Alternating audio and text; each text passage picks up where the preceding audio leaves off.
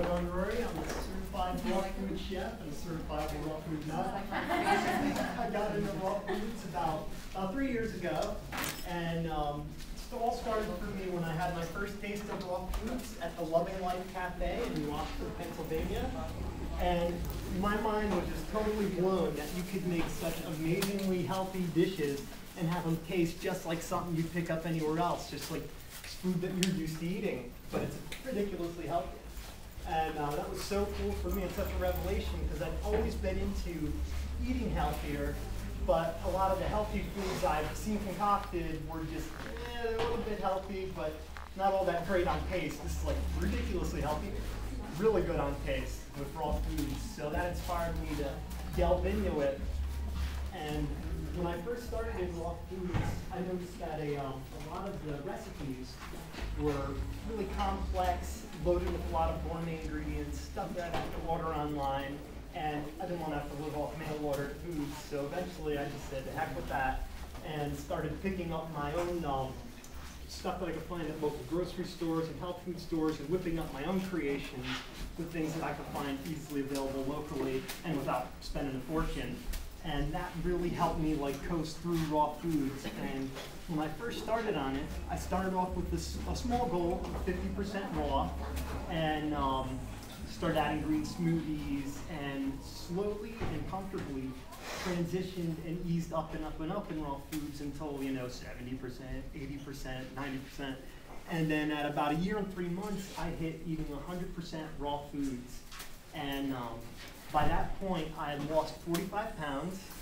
I had chronic sinus issues, sinusitis, stuffy headedness.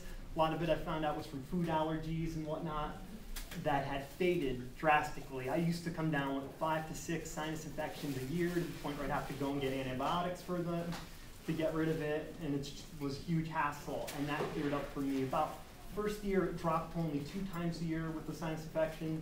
After that 1, and I haven't had any serious sinus issues at all since. And another great thing that I noticed is I had a ton more energy, which is really fun because you don't want to have to work all day, do all the things you got to do, and then by the time you come home, you're like, no, I'm just gonna crash on the couch and watch TV. I wanted to have that energy to do the things that I wanted to do, and raw foods really helped me with that big time. And after that period of 1 year and 3 months where I hit the 100% mark, 3 months after that, I just dropped another 45 pounds, bringing my total up to 90 pounds lost from raw foods. When I first started, I was 260, and now I'm down to 170. And like I said, the thing that really helped me was like making up my own simplified recipes.